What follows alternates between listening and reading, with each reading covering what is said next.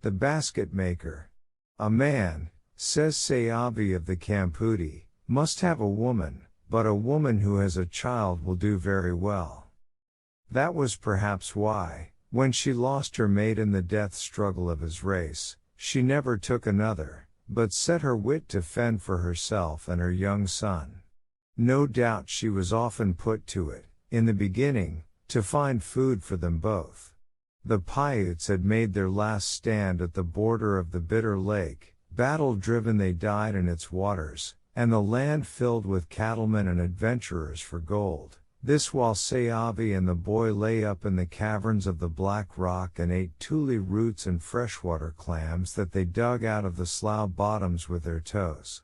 In the interim, while the tribes swallowed their defeat, and before the rumor of war died out, they must have come very near to the bare core of things. That was the time Sayavi learned the sufficiency of mother wit, and how much more easily one can do without a man than might at first be supposed. To understand the fashion of any life, one must know the land it is lived in and the procession of the year.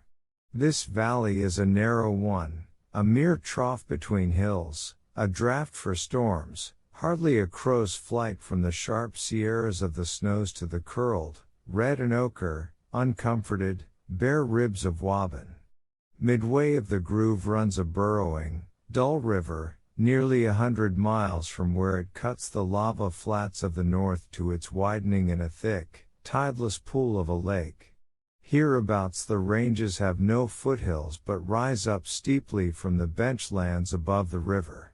Down from the Sierras, for the east ranges have almost no rain, pour glancing white floods toward the lowest land, and all beside them lie the Kamputis, brown wattled brush heaps, looking east. In the river are mussels, and reeds that have edible white roots, and in the soddy meadows tubers of joint grass, all these at their best in the spring.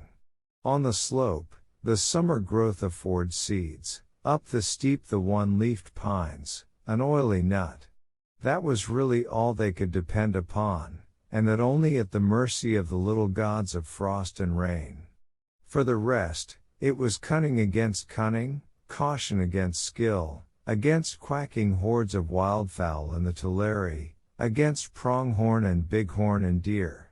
You can guess, however, that all this warring of rifles and bowstrings, this influx of overloading whites, had made game wilder and hunters fearful of being hunted. You can surmise also, for it was a crude time and the land was raw, that the women became in turn the game of the conquerors.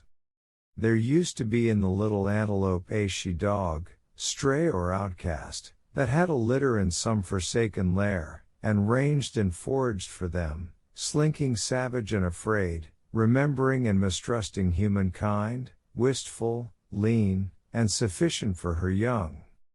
I have thought Sayavi might have had days like that and have had perfect leave to think since she will not talk of it. Paiutes have the art of reducing life to its lowest ebb and yet saving it alive on grasshoppers, lizards, and strange herbs, and that time must have left no shift untried.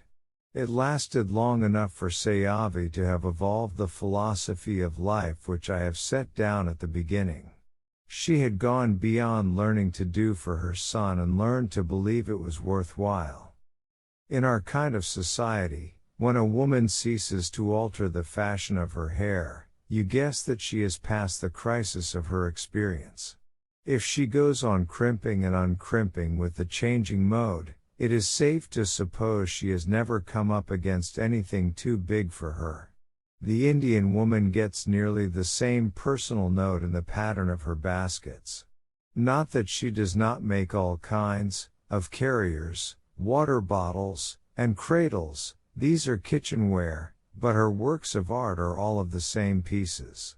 Sayavi made flaring, flat-bottomed bowls, and cooking pots really when cooking was done by dropping hot stones into watertight food baskets, and for decoration a design in colored bark of the procession of plumed crests of the valley quail. In this pattern, she had made cooking pots in the golden spring of her wedding year, when the quail went up two and two to their resting places about the foot of a papago. In this fashion, she made them when, after pillage, it was possible to reinstate the housewifely crafts. Quail ran then in the Black Rock by hundreds, so you will still find them in fortunate years, and in the famine time, the women cut their long hair to make snares when the flocks came morning and evening to the springs. Seavi made baskets for love and sold them for money, in a generation that preferred iron pots for utility. Every Indian woman is an artist, sees, feels, and creates, but does not philosophize about her processes.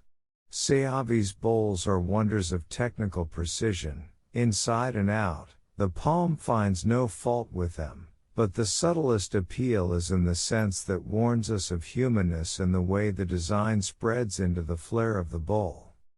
There used to be an Indian woman at Alancha who made bottleneck trinket baskets in the rattlesnake pattern, and could accommodate the design to the swelling bowl and flat shoulder of the basket without sensible disproportion, and so cleverly that you might own one a year without thinking how it was done. But Seavi's baskets had a touch beyond cleverness. The weaver and the warp lived next to the earth and were saturated with the same elements. Twice a year, in the time of white butterflies and again when young quail ran neck and neck in the chaparral, Seavi cut willows for basketry by the creek where it wound toward the river against the sun and sucking winds. It never quite reached the river except in far between times of summer flood, but it always tried, and the willows encouraged it as much as they could. You nearly always found them a little farther down than the trickle of eager water. The Paiute fashion of counting time appeals to me more than any other calendar. They have no stamp of heathen gods nor great ones, nor any succession of moons as have red men of the east and north, but count forward and back by the progress of the season, the time of taboos, before the trout begin to leap, the end of the piñón harvest, about the beginning of deep snows. So they get nearer the sense of the season, which runs early or late according to the rains are forward or delayed. But whenever Seavi cut willows for baskets was always a golden time, and the soul of the weather went into the wood. If you had ever owned one of Seavi's golden russet cooking bowls with the pattern of plumed quail, you would understand all this without saying anything. Before Seavi made baskets for the satisfaction of desire, for that is a house-bred theory of art that makes anything more of it, she danced and dressed her hair. In those days, when the spring was at flood and the blood pricked to the mating fever, the maids chose their flowers, wreathed themselves, and danced in the twilights, young desire crying out to young desire. They sang what the heart prompted, what the flower expressed, what boded in the mating weather. And what flower did you wear, Seavi? The white flower of twining, clematis, on my body and my hair, and so I sang. I am the white flower of twining. Little white flower by the river. Oh, flower that twines close by the river. Oh, trembling flower. So trembles the maiden heart. So sang Seavi of the campoodie before she made baskets, and in her later days laid her arms upon her knees and laughed in them at the recollection. But it was not often she would say so much, never understanding the keen hunger I had for bits of lore and the fool talk of her people. She had fed her young son with meadowlarks' tongues, to make him quick of speech, but in late years was loath to admit it, though she had come through the period of unfaith in the lore of the clan with a fine appreciation of its beauty and significance. What good will your dead get, Seavi, of the baskets you burn? Said I, coveting them for my own collection. Thus Seavi, as much good as yours of the flowers you strew. A papago looks on Waban, and Waban on Koso and the Bitter Lake, and the campoodie looks on these three, and more, It sees the beginning of winds along the foot of Koso, the gathering of clouds behind the high ridges, the spring flush, the soft spread of wild almond bloom on the mesa. These first, you understand, are the Paiute's walls, the other is furnishings. Not the wattled hut as his home, but the land, the winds, the hill front, the stream. These he cannot duplicate at any furbisher's shop as you who live within doors, who, if your purse allows, may have the same home at Sitka and Samarkand. So you see how it is that the homesickness of an Indian is often unto death, since he gets no relief from it, neither wind nor weed nor skyline, nor any aspect of the hills of a strange land sufficiently like his own. So it was when the government reached out to the Paiutes, they gathered into the northern reservation only such poor tribes as could devise no other end of their affairs. Here, all along the river, and south to Shoshone land, live the clans who own the earth, fallen into the deplorable condition of hangers-on. Yet you hear them laughing at the hour when they draw into the campoodie after labor, when there is a smell of meat and the steam of the cooking pots goes up against the sun. Then the children lie with their toes in the ashes to hear tales, then they are merry and have the joys of repletion and the nearness of their kind. They have their hills, and though jostled are sufficiently free to get some fortitude for what will come. For now, you shall hear of the end of the basket maker. In her best days, Seavi was most like Deborah, deep-bosomed, broad in the hips, quick in counsel, slow of speech, esteemed of her people.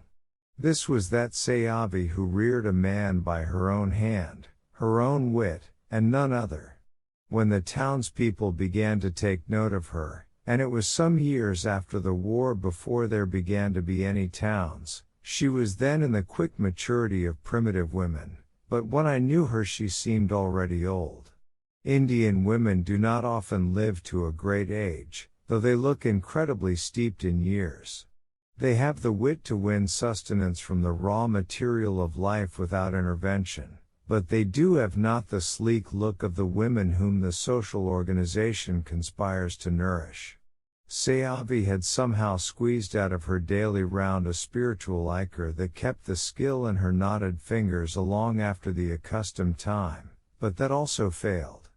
By all counts, she would have been about 60 years old when it came to her turn to sit in the dust on the sunny side of the wickiup, with little strength left for anything but looking. And in time she paid the toll of the smoky huts and became blind. This is a thing so long expected by the Paiutes that when it comes they find it neither bitter nor sweet, but tolerable because common. There were 3 other blind women in the campoodie, withered fruit on a bough, but they had memory and speech. By noon of the sun, there were never any left in the campoodie but these or some mother of weanlings, and they sat to keep the ashes warm upon the hearth. If it were cold, they burrowed in the blankets of the hut, if it were warm, they followed the shadow of the wickiup around. Stir much out of their places they hardly dared, since one might not help another, but they called, in high, old cracked voices, gossip and reminder across the ash heaps. Then, if they have your speech or you theirs, and have an hour to spare, there are things to be learned of life not set down in any books, folk tales, famine tales, love and long suffering and desire, but no whimpering. Now and then one or another of the blind keepers of the camp will come across to where you sit gossiping, tapping her way among the kitchen middens, guided by your voice that carries far in the clearness and stillness of mesa afternoons. But suppose you find Seavi retired into the privacy of her blanket, you will get nothing for that day.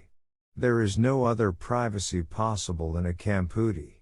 All the processes of life are carried on out of doors or behind the thin, twig-woven walls of the wickiup, and laughter is the only corrective for behavior. Very early the Indian learns to possess his countenance in impassivity, to cover his head with his blanket. Something to wrap around him is as necessary to the Paiute as to you your closet to pray in. So in her blanket Sayavi, sometimes basket maker, sits by the unlit hearths of her tribe and digests her life, nourishing her spirit against the time of the spirit's need, for she knows in fact quite as much of these matters as you who have a larger hope, though she has none the certainty that having borne herself courageously to this end she will not be reborn a coyote.